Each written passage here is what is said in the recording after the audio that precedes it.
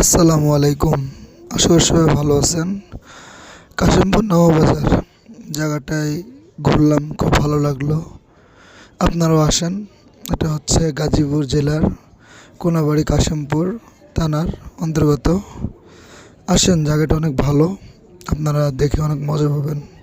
আমরা দুই বন্ধু এবং কি আমার ছেলে ঘুরলাম আজকে। অনেক ভালো একটা জায়গা।